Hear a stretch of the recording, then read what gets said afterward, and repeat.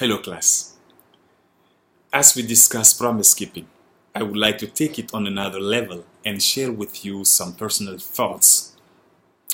For centuries, the church has endorsed slavery, corruption, and war, as well as Western expansion and domination of the world. Even today, Christianity is considered by many as the offspring of imperialism.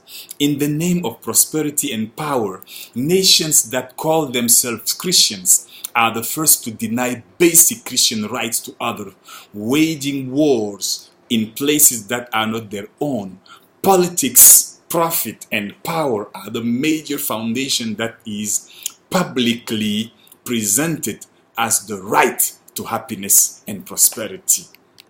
Lying is called politics, while cheating is seen as survival and bears many names like success, self-accomplishment, and trade. In fact, contemporary societies admire and applaud those who are fake, who are fraudulent, and promote vice over virtue. Those who can turn the game to their own benefit are called successful people, because the end to those people justifies the mean. Thus, corruption is a highway to prosperity.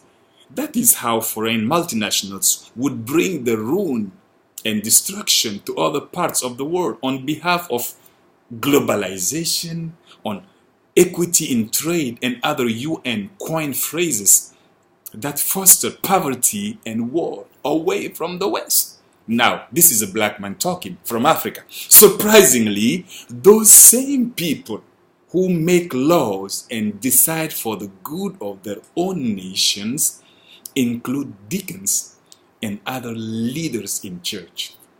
Yet, they are connected to head of states, congresspeople, and other senators. As long as the consequences of their actions are away from their own home and away from people whom they love, they are only doing business. Nothing wrong with that, would they claim. It's all about money. It's all about success. It does not matter how many are sacrificed during the process. We know all that. And we accept it. Just look away. Just keep silent. Don't talk about it.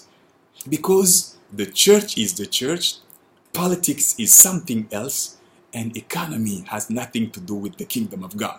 Those are the excuses we put front when we have to engage this kind of topics.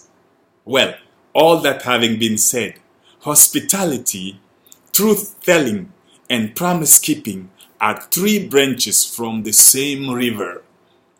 When one of them is altered or corrupted, it becomes impossible for that river to convey life to those who live by its shores.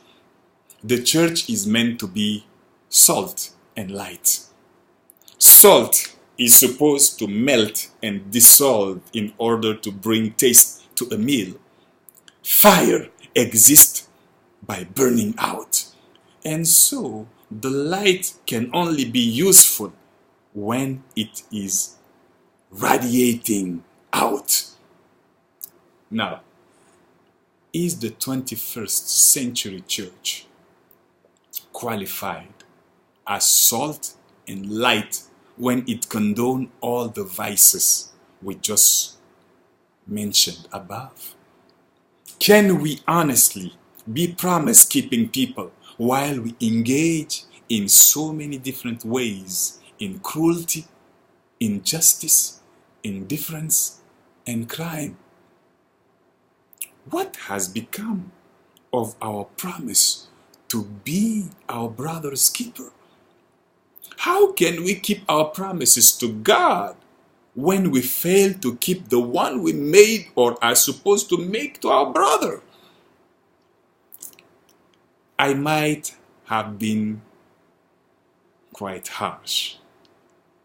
And indeed, I admit I have been very harsh. So please, just jump in and share your thoughts on those issues as they define how we consider promise keeping, depending on whether or not our own interest is threatened or protected. Thank you for watching. Bye. God bless.